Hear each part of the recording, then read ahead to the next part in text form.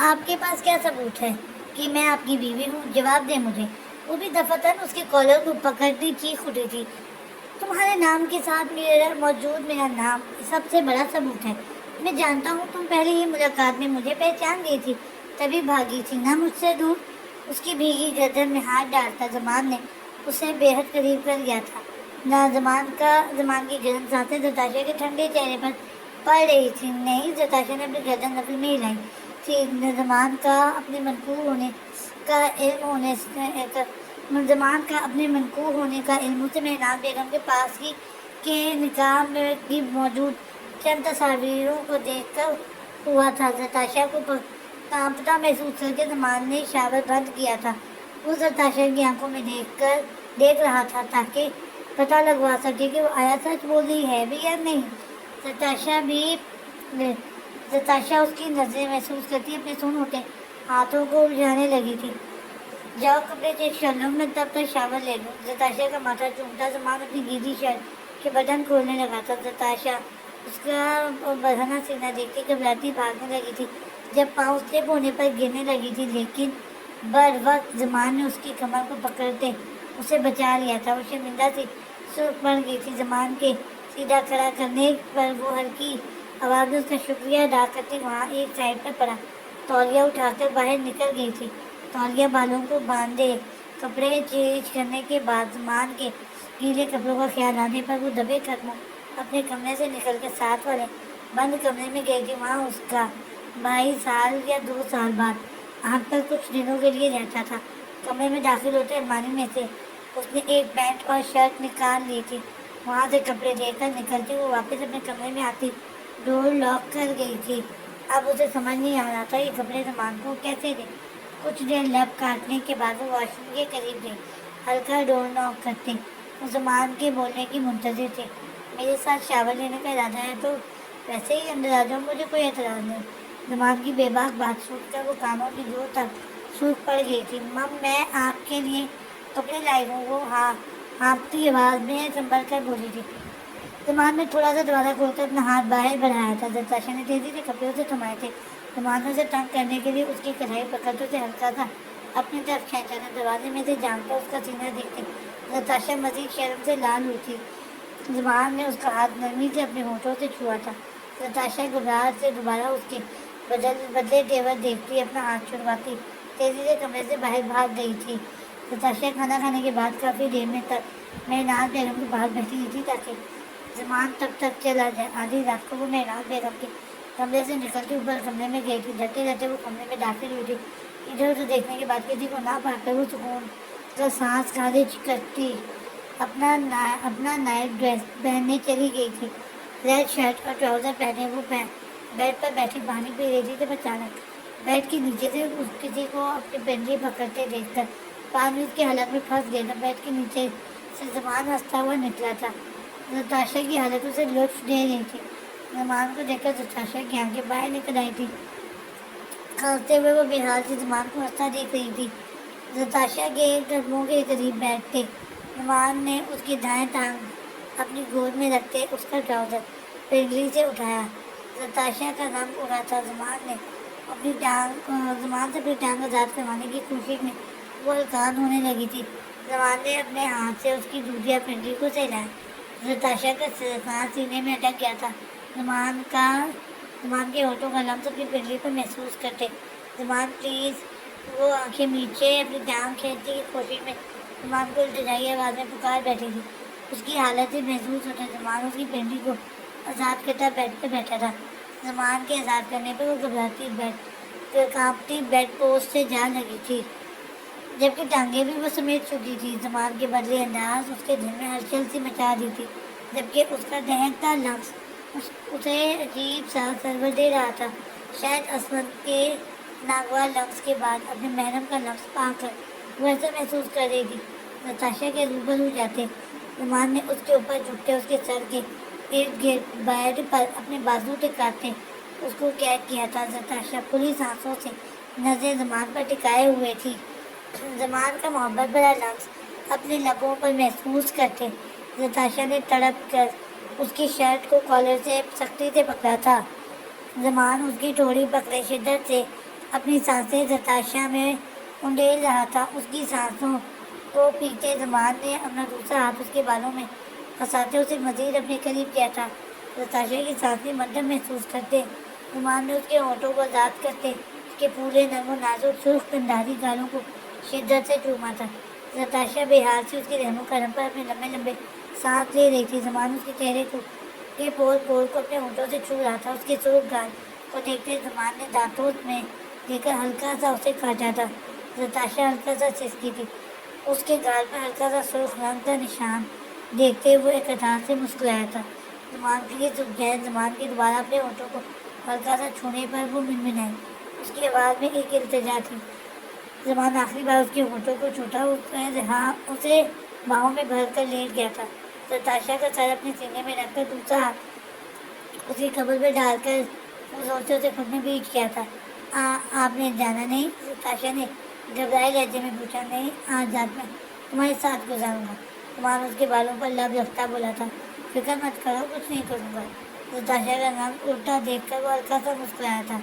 نتاشا نے ایک سکون کا سانس خارج کیا تھا۔ زمان کے سینے پر سر رکھ کے وہ جلد ہی نیند کی وادیوں میں کھو گئی تھی، لیکن زمان کافی دیر تک اس کے بالوں سے کھیلتا جاگتا رہا تھا۔ خان بیڈ سے ٹیک لگائے بیٹھا زمان کو دیکھ رہا تھا۔ وہ پرسکون سی اس کے ساتھ لگی لیٹی ہوئی تھی۔ سائڈ ٹیبل کے دراز سے سگریٹ نکالتے اس نے سلگاتے ہوئے انابی لبوں میں دبائی سگریٹ کے کش لیتا وہ زمان کے نرم گالوں کو انگلیوں سے سہلانے لگا تھا۔ سگریٹ کی ناگوار بو سے زمان کی آنکھ کھلی تھی۔ خان کو دیکھ کر وہ شرماتی گھبراتی چادر میں منہ چھپا گئی تھی۔ خان اس کے شرمانے پر ہلکا سا مسکرایا تھا۔ سگریٹ ایشٹے میں پھینک کر اسے جھٹکے سے چادر زمان کے اوپر سے ہٹائی تھی۔ زمان گڑبڑا گئی تھی۔ خان کیا کر رہے ہیں؟ وہ خان کو دوبارہ خود پر جھوٹا محسوس کرتی دبی آواز میں آنکھیں پھیلائے پوچھنے لگی تھی۔ ابھی تو وہ اس کی رات کے قربت کے نشے سے نہ نکلی تھی کہ وہ دشمن جان دوبارہ اوپر حاوی ہونے کی کوشش کرنے لگا تھا۔ خان کی گرم سرسراتی سانسیں اپنے چہرے پر محسوس کر کے وہ آنکھیں سختی سے میچ گئی تھی۔ خان اس کی بند آنکھوں کو دیکھ کر مسکراتا اس کا سر چوم کر تھوڑا سا پیچھے ہٹا تھا۔ البتہ ابھی تک وہ زمان کے اوپر جھکا ہوا تھا۔ اس کی کانپتی پلکوں کا رقص دیکھتے خان نے اسے تنگ کرنے کا سوچتے اپنی انگلی سے اس کے ماتھے سے بیوٹی بون تک ایک لکیر کھینچی تھی۔ زمان سانس ہو کے خان کے رد عمل کی منتظر تھی، جس نے ہولے سے اس کے چہرے پر پھونک مارتے زمان کی سانسیں خشک کر دیتی۔ زمان کے گلنار گالوں کو اپنے لبوں سے چھوتے خان نے اس کے بالوں پر بھی ایک بار پھر لب رکھے تھے۔ اس کی جان بخشتا وہ دور ہوا تھا۔ زمان نے اپنا سانس باہر کرتے ایک آنکھیں ہلکی سی کھول کر خان کو دیکھا تھا۔ اسے اپنی طرف دیکھتے وہ گڑبڑا کر دوبارہ آنکھیں بند کر گئی تھی۔ کمرے کی فضا میں خان کا کہکا گونجا تھا۔ زمان نے فوراً آنکھیں کھولتے خان ہنستے دیکھا تھا۔ وہ ہنستے ہوئے بالکل کیئر فری لگ رہا تھا۔ آج پیکنگ کر لینا زمان، ہم دونوں آج بھی شام پشاور جا رہے ہیں، خان نے بالوں کو سہلاتے ہوئے کہا۔ پشاور کیوں جا رہے ہیں؟ زمان نے کچھ حیرت سے استفسار کیا۔ مجھے ایک ضروری کام ہے پشاور میں، اور تمہیں یہاں کسی کے سہارے چھوڑ کر نہیں جا سکتا، کیونکہ مجھے کسی پر بھی بھروسہ نہیں ہے۔ یہاں کب شکاری کو شکار بن جائے خبر نہیں ہوتی۔ خان نے اسے ساتھ لے جانے کی وجہ بتائی۔ میں آپ کے ساتھ ہی چلوں گی خان۔ زمان نے اس کے بیڈ پر پڑے ہاتھ پر اپنا ہاتھ رکھا تھا۔ خان پر پرسوچ سا اس کا جواب سن کر اپنا سر ہلا گیا تھا۔ سین چینج۔ شیر خان میں مزید انتظار نہیں کر سکتا۔ نتاشا کو تم نے مجھے دیا تھا، جس کے عوض تمہیں میں نے اپنی جگہ دی تھی۔ اب تمہاری وہ بیٹی بھاگ گئی ہے، تم مجھے اپنا عہد اور عہدہ واپس چاہیے۔ یہ آرگنائزیشن میں نے بنائی ہے اور اس کا حقدار بھی میں ہوں۔ شرافت سے یہ جگہ چھوڑ دو، ورنہ دوسری صورت جو نتیجہ نکلے گا وہ تمہیں پسند نہیں آئے گا۔ اسپن خان کی دھمکی نے شیر خان کو تیش دلا دیا تھا۔ سگار بجاتے اس نے اسپن کو غصے نظروں سے دیکھا۔ میں اسے تمہارے والے کر چکا تھا، یہ تمہاری ذمہ داری تھی، مگر افسوس تم ایک لڑکی تک کو نہ سنبھال سکے۔ شیر خان کی باتوں نے مقابل بیٹھے اسپن کو آگ لگا دی تھی۔ مجھے دوبارہ دھمکی پر دینا، ورنہ ٹکڑے ٹکڑے کر کے ایسی جگہ پھینک دوں گا کہ ساری زندگی یاد رکھو گے. اس کی دھمکی سے اسفند خان کا چہرہ سرخ پڑ گیا تھا. میں تمہاری یہ باتیں بھولوں گا نہیں شیر خان، اور تمہارے ٹکڑے ٹکڑے کر کے میں خود کتوں کو کھلا دوں گا. اسفند خان کی دھمکی سے آنکھ گلگلا ہوتی شیر خان نے اپنی گن نکالتے اسفند کے سر کا نشانہ باندھا تھا. دوبارہ میرے سامنے اپنی گندگی سے بڑا منہ کھولنے سے پہلے سوچ لینا اس کی ٹانگ کا نشانہ باندھتے. شیر خان نے گن چلائی تھی. بلٹ اس کی ٹانگ کو چیرتی زخمی کر گئی تھی. اسفند خان درد سے بلبلاتا اپنی ٹانگ کو پکڑتا زمین پر گر چکا تھا. 1 مہینے بعد آرگنائزیشن کے نئے چیئرمین کا انتخاب ہونے والا ہے. اگر وہ پوزیشن حاصل کرنا چاہتے ہو تو میدان میں اترنا اب یہاں سے دفع ہو جاؤ. میدان میں اتر آنا اب یہاں سے دفع ہو جاؤ. اپنے آدمیوں کو اشارہ کرتا وہ اسے باہر پھینکوا چکا تھا. خان لالا اسفند خان اور شیر خان کے درمیان لڑائی ہو گئی ہے. اب آپ آسانی سے دونوں کو مار سکتے ہیں. 15 سالہ احتشام خان شیر خان کی جاسوسی کرتا خان کو خبر کر چکا تھا. اوکے ٹھیک ہے شام، اب تم اپنا کام کرو. تمہیں اب جاسوسی کرنے کی ضرورت نہیں، میں خود پشاور آ رہا ہوں. خان نے اسے اپنی آمد کی خبر دی تھی. مجھ سے ملنے آئیں گے لالا؟ احتشام نے ایک آس سے پوچھا. ٹائم ملا پھر شاید تم سے مل پاؤں. اب خاموشی سے جا کر اپنا کام کرو. خان کے تحکم بھرے انداز میں بولنے پر احتشام جلدی سے فون بند کرتا اپنے کاموں میں مصروف ہو گیا تھا. وہ یہاں شیر خان کے پاس کام کرتا تھا لیکن سب چیزوں کی خبر خان کو اب دینے لگا تھا. سین چینج. کہاں سے آ رہے ہیں یزبان؟ زرش یزبان کا گھبرایا ہوا چہرہ دیکھتی اونچی آواز میں بولی تھی. وہ ایک ہفتے سے نوٹ کر رہی تھی کہ یزبان اس سے کتراتا پھر رہا ہے. وجہ کیا ہے وہ نہیں جانتی تھی اور ہر روز رات اس کا گھر لیٹ آنا زرش کو چڑچڑا کر گیا تھا. آج وہ شام سے ہی لاؤنج میں بیٹھی اس کا انتظار کر رہی تھی. اب اس کو دیکھتے ہی فوراً پوچھ بیٹھی تھی. جاب سے واپس آ رہا ہوں. کہاں سے آنا تھا؟ میں نے زرش یزبان نے سرد آواز میں گزارتے ہوئے پوچھا. زرش نے اسے ڈرتے 2 قدم پیچھے لیے تھے. یہ کوئی جواب نہیں ہے، ہر روز گھر لیٹ آتے ہیں، میری طرف دیکھنا دوبارہ نہیں کرتے، مجھے اگنور کرتے ہیں. میں یہ سب برداشت نہیں کر سکتی یزبان گلاب آواز میں بولی تھی. یزبان نے اس کے قریب جاتے کمر سے تھام کر اسے اپنے سینے میں بیچا تھا. آئی ایم سوری زمازگیا، آج کل کام کا بہت زیادہ پریشر ہے اور پھر نئے لوگوں کے ساتھ کام کرنا آسان نہیں. یزبان نے پیار سے اسے بتایا. زرش نے اس کے سینے سے اٹھا کر دیکھا تھا. وہ کچھ بولنے والی تھی جب یزبان کے کالر پہ نظر پڑتے الفاظ اس کے حلق میں دم توڑ گئے تھے. خون کا ایک ڈبہ اس کی شرٹ پر واضح دکھائی دے رہا تھا. یزبان نے اس کی نظروں کے تعاقب میں اپنی شرٹ دیکھتی ہوئی جبری بیچ دیے تھے. دور ہٹے مجھ سے، یہاں آ کر بھی آپ نے لوگوں کو مارنے کا کام شروع کر دیا ہے. وہ مچل کر یزبان کی گرفت سے نکل دی. پیچھے کی طرف قدم اٹھاتی چیخ کر بولی تھی. زرش مجھے ایکسپلین کرنے کا موقع دو. یزبان التجائیہ بولا. مجھے کچھ نہیں سننا یزبان، آپ کو میری پرواہ ہی نہیں ہے. آپ کو جو کرنا ہے کرے، مجھے فرق نہیں پڑے گا. وہ تھک چکی تھی. اسے سمجھا کر صحیح راہ دکھلاتے ہوئے. وہ لوگ مجھے مارنے آئے تھے، اگر میں انہیں نہ مارتا تو وہ مجھے مار دیتے. تمہیں کبھی خبر بھی نہ ہوتی. مجھے قتل کر دیا گیا ہے اور تمہیں کتنی بار سمجھاؤں. جن لوگوں کو میں مارتا ہوں وہ گنہگار ہوتے ہیں، معصوم لوگوں کو نوچتے ہیں، اس لیے ان کو مارتے ہوئے مجھے فرق نہیں پڑتا. یزبان زرش کے قریب آتا اس کا بازو تھام کر اس کی آنکھوں میں دیکھتا بولا تھا. زرش نے اپنے حلق میں اٹکے آنسوؤں کے گولے کو بمشکل بند توڑنے سے روکا تھا. کیا ہم یہاں بھی محفوظ نہیں ہیں یزبان؟ نرم آواز میں یزبان کے سینے پر سر ٹکاتی پوچھنے لگی. ابھی کب جان چھوٹے گی ان کی اس سب سے؟ ہم یہاں مکمل طور پر محفوظ ہیں، تم فکر مت کرو. اس بار میں تمہیں کچھ نہیں ہونے دوں گا. یزبان نے اس کی کمر کے گرد بازو باندھتے محبت سے کہا تھا. زرش نے اس کی شرٹ کو مٹھی میں دبوچتے اس کے سینے پر لب رکھے تھے. مجھے دوبارہ اگنور مت کیجیے گا یزبان، مجھ سے آپ کی بے رخی برداشت نہیں ہوتی. زرش شکوہ کرتی بولی تھی. اب دوبارہ ایسا نہیں کروں گا زمازگیا. یزبان نے اس کے گرد ہزار مزید تنگ کیا تھا. زرش نے سکون کا سانس لیا تھا. سین چینج. نتاشا اٹھو، یونیورسٹی نہیں جانا کیا؟ اپنے کمرے کے دروازے پر ہوتی مسلسل دستک نتاشا کی آنکھیں پٹ سے کھلی. اس کی سب سے بڑی نگاہ اپنے گرد سار باندھ کر دیکھتے زمان پر پڑی تھی۔ نتاشا دروازے کی جانب دیکھتی، مہناز بیگم کی آواز سنتی گھبرا گئی تھی۔ نتاشا زمان سے خود کو چھڑوانے کی کوشش میں نڈال ہوتی ہوئی وہ ہانپتی ہوئی مہناز کو جواب دینے لگی تھی۔ مورے میں اٹھ گئی ہوں، زمان کا لمس اپنے کندھے پر محسوس کرتی وہ لڑکھڑاتی زبان میں بولی تھی۔ زمان اسے گھبراتا دیکھ کر مسکراتا ہوا اس کی صاف شفاف چمکتی گردن پر اپنی ناک پھینکتا اس کے وجود کی خوشبو خود میں بسانے لگا تھا۔ نتاشا کی دھڑکنیں بے قابو ہونے لگی تھی، اس کی ہتھیلیوں میں نمی آنے لگی تھی۔ دروازہ تو کھولو، مجھے بات کرنی ہے۔ مہناز بیگم کے تحکم بھرے انداز پر نتاشا کا سانس اڑ گیا تھا۔ مورے ابھی میں لیٹی ہوئی ہوں، کچھ دیر میں آپ سے آ کر نیچے ملتی ہوں، پلیز ماں بس 5 منٹ مجھے لیٹنے دیں۔ زمان کی پوروں کو اپنی کمر پر حرکت کرتے محسوس کر کے وہ پسینے میں بھیگتی منت بھرے انداز میں بولی تھی۔ زمان اس کی حالت سے خاصا محظوظ ہو رہا تھا، تبھی اس مزید اسے چھیڑ رہا تھا۔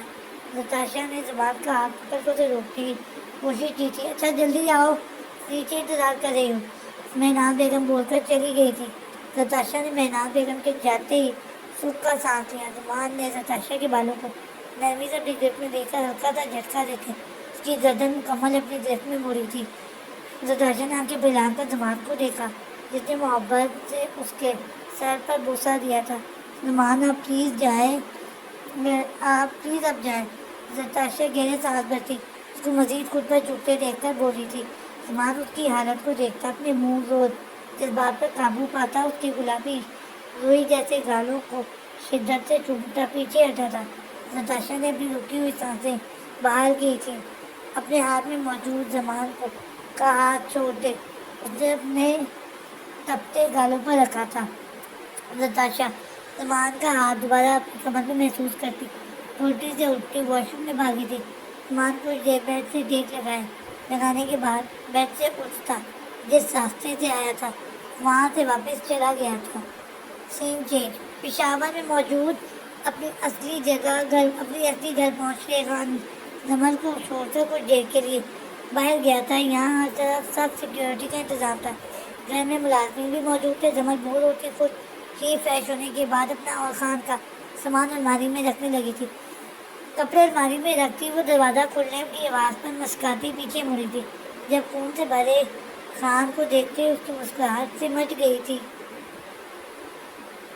خان اسے ایک نظر دیکھتا الماری سے اپنا سوٹ نکالتا فریش ہونے چلا گیا تھا۔ زمن ساکت سے اپنی جگہ جمی کھڑی تھی۔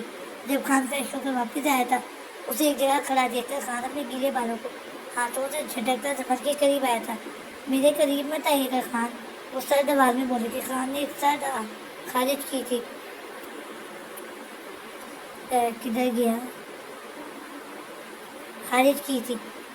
زمل اس بات پر ہماری پہلے بحث ہو چکی ہے، میں پہلے تمہیں بتا چکا ہوں، یہ کام میں نہیں چھوڑ سکتا۔ خان سپاٹ انداز میں بولا تھا۔ کیا آپ چاہتے ہیں کہ آپ کے بچے اس ماحول میں پرورش پائیں جہاں اس کا باپ ہر دوسرے دن لوگوں کے خون میں نہا کر واپس آتا ہے؟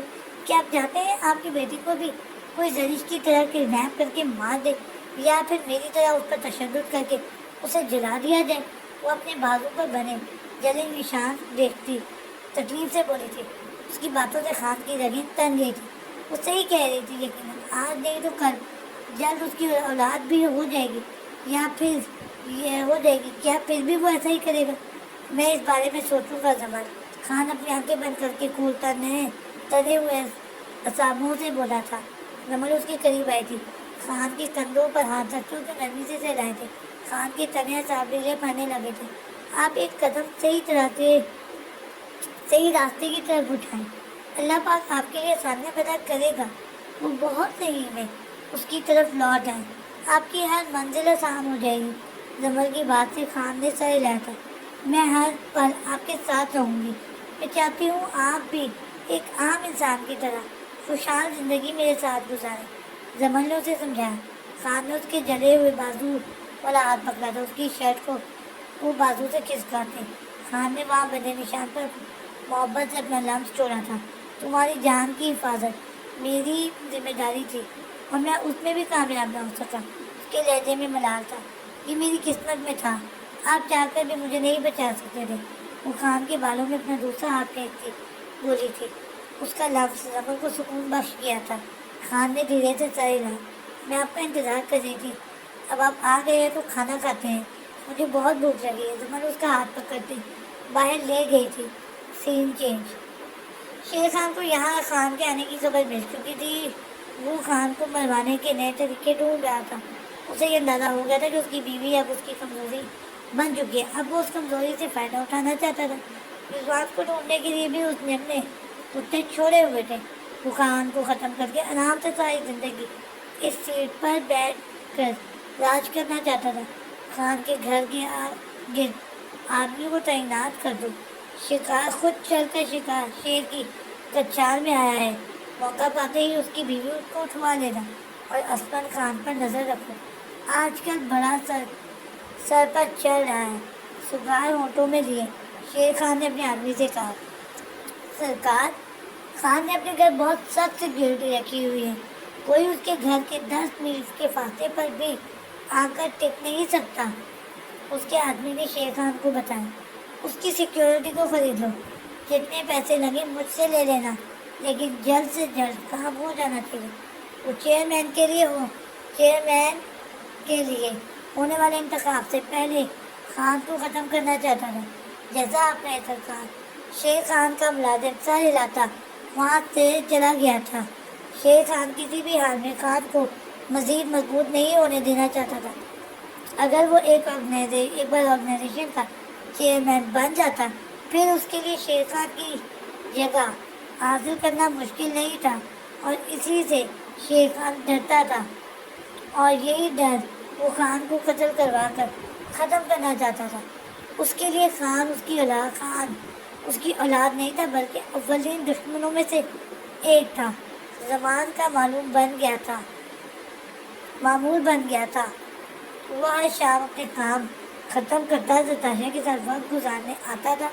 نتاشا کو اس دن کے بعد سے اسپن کا کوئی فون نہیں آیا تھا، البتہ وہ سارا دن قاسم اس کے ساتھ رہتا تھا، جبکہ ہر شام وہ زمان کے ساتھ گزارتی تھی۔ وہ فریش ہو کر باتھ روم سے نکلی تھی، اپنے گیلے بالوں کو صاف کرتی، اچھے سے کنگھی کرتے، کمرے میں چکر کاٹتی، زمان کا انتظار کر رہی تھی۔ زمان نے آج اسے کچھ دکھانا تھا جس کا وہ بے صبری سے انتظار کر رہی تھی۔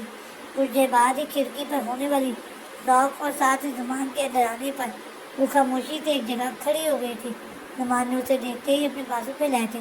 نتاشا نے مسکرا کر اسے دیکھا تھا، چھوٹے چھوٹے قدم اٹھاتی وہ زمان کی باہوں میں سمائی تھی۔ زمان نے محبت اس کے سر پر اپنے ہونٹ رکھی تھی، جس سے نتاشا کی مسکراہٹ مزید گہری ہوئی تھی۔ اپنی زندگی کے ان حسین لمحوں کو وہ بھرپور طریقے سے انجوائے کر رہی تھی۔ کب سے انتظار کر رہی ہو؟ نتاشا کی گیلے بالوں کی مہک خود میں اتار دیں زمان نے ہلکی سی مسکان کے ساتھ پوچھا تھا۔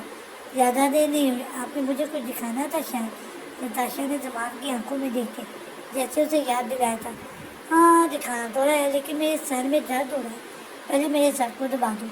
اسے بیڈ پر بٹھاتے زمان اس کی گود میں سر رکھ گیا تھا۔ نتاشا نے نرمی سے اس کے سر کو دبانا شروع کیا تھا۔ زمان سکون محسوس کرتے سونے لگا تھا۔ کچھ ہی دیر میں وہ نتاشا کی گود میں سر رکھے سو گیا تھا۔ نتاشا زمان کے چہرے کو کافی دیر تک تکتی رہی تھی۔ ڈنر کا ٹائم ہوتے ہی مینار بیگم کے پکارنے سے پہلے زمان کا سر آہستہ سے سرہانے پر ٹکاتی کھانا کھانے چلی گئی تھی۔ کمرے میں آنے کے بعد کافی دیر زمان کا انتظار کرنے کے بعد وہ لائٹ آف کرتی اس کے ساتھ ہی لیٹ گئی تھی۔ سین چینج۔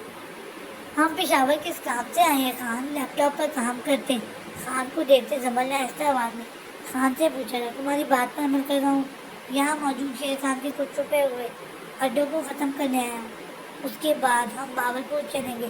خان نے لیپ ٹاپ پر ٹائپنگ کرتے زمر کو اپنے ارادے بتائے تھے۔ آپ صبح سے بزی ہیں، اب کچھ دیر ریسٹ کر لیں۔ خان کے تھکے ہوئے چہرے کو دیکھتی زمر بولی تھی، وہ جب سے پشاور آئے تھے اس نے ایک دن بھی خان کو 2 یا 3 گھنٹے سے زیادہ سونے نہیں دیا تھا۔ یہ کام ختم کر کے ریسٹ ہی کرنا ہے، تب تک تم مجھے ایک کپ چائے کا بنا دو۔ خان نے ہلکی سی مسکراہٹ کے ساتھ زمر کو کہا تھا۔ زمر سر ہلاتی جھٹ سے اٹھ کر کچن کی طرف گئی تھی۔ رات کا ٹائم تھا اور تقریباً سب ملازم اپنے اپنے کاٹیج میں چلے گئے تھے۔ اس کے سارے گھر میں سناٹا چھایا ہوا تھا۔ زمل بھی بنا حجاب کیے، گلے میں دوپٹہ ڈالے، آسانی سے کسی بھی کے بھی آنے کی فکر کیے کھڑی تھی، کیونکہ خان نے اس کی سہولت کے لیے کسی بھی آدمی کو رات میں گھر کے اندر آنے سے منع کیا تھا۔ زمل چائے بنا کپ میں ڈال رہی تھی جب اسے اپنے پیچھے کسی کی موجودگی کا احساس ہوا تھا۔ اس سے پہلے زمل چیختی ایک آدمی نے سختی سے اس کے منہ پر ہاتھ رکھ دیا تھا۔ زمل اپنے آپ کو چھڑوانے کی کوشش مکمل کرنے کی، مگر اپنے پیچھے موجود دیو نما شخص کے آگے وہ بے بس تھی۔ اگر ہلکی سی بھی آواز دکھی تو تمہارا حشر بگاڑ دوں گا۔ زمل اس آدمی کی آواز سنتی گھبرا گئی تھی۔ زمل شیلف پر ہاتھ مارتی کوئی چیز پکڑنے کی کوشش کی تھی تاکہ اپنے پیچھے موجود شخص کو خود سے دور کر سکے۔ گرم پین جس میں سے ابھی بھی بھاپ نکل رہی تھی، خوش قسمتی سے زمل کا ہاتھ اس پر گیا تھا۔ زمل نے بنا کچھ سوچے سمجھے وہ اٹھا کر اپنے پیچھے موجود شخص کے سر میں مارنے کی کوشش کی تھی، جو کامیاب ٹھہری تھی، لیکن پین میں گرم موجود چائے کے قطرے زمل کے گردن کو جھلسا گئے تھے۔ اپنے چہرے سے گرفت دی تھی، پلٹے ہی زمل مچل کر اس کی گرفت سے دکھتی تھی، جبکہ وہ اونچی آواز سے خان کو پکارنے لگی تھی۔ خان! آہ! پیچھے موجود شخص نے زمل کے دوپٹے کو پکڑ کر کھینچا تھا، جس میں زمل کا سانس گھٹنے لگا تھا۔ خان، جو زمل کا انتظار کر رہا تھا، اس کی چیخ سنتا فوراً اپنی گن پکڑتا، روم سے باہر نکلتا، دبے قدموں سے کچن کی طرف گیا تھا۔ کسی دوسرے شخص کو زمل کے قریب دیکھ اس کی جگہ تن گئی تھی، غصے سے سارے چہرے پر سرخی پھیل گئی تھی۔ زمل کی حالت دیکھ کے اپنے ہاتھ میں موجود گن کو گرپ میں مضبوط کرتے خان نے اس شخص کے بازو کو نشانہ لیا تھا، جس سے اس نے زمل کے کندھے سے تھاما ہوا تھا، جبکہ دوسرا ہاتھ زمل کے منہ پر جمائے اسے اپنے ساتھ کھینچ کر لے جانے کی کوشش کر رہا تھا۔ سائلنسر نہ لگے کی وجہ سے گن چلنے کی آواز زمل کے کان پر پڑی تھی، ساتھ ہی خود پر گرفت تبدیلی محسوس کرتی زمل تیزی سے اس سے دور ہوئی تھی۔ خان نے دوسری گولی اس کی ٹانگ پر ماری تھی، جس سے وہ شخص تکلیف سے تڑپنے لگا تھا۔ گن چلنے کی آواز پر گھر کی حفاظت پر معمول سارے گھر کے اندر داخل ہوئے تھے۔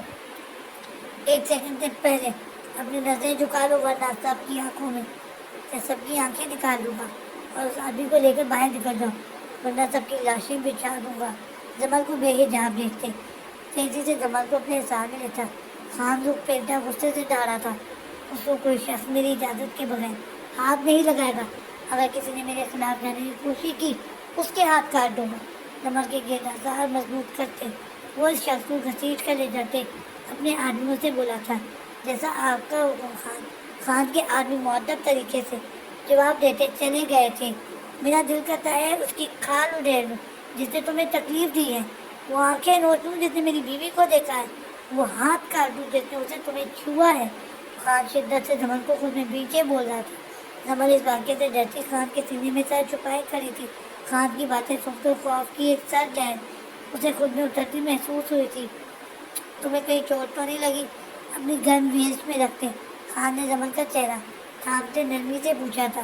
زمل نے کانپتے ہاتھوں سے اپنی گردن کی طرف اشارہ کیا تھا، جہاں سے اس کی ساری جلد سوکھ پڑی تھی، لیکن اس کے چہرے پر بھی ہلکی انگلیوں کے نشانہ دکھائی دے رہے تھے۔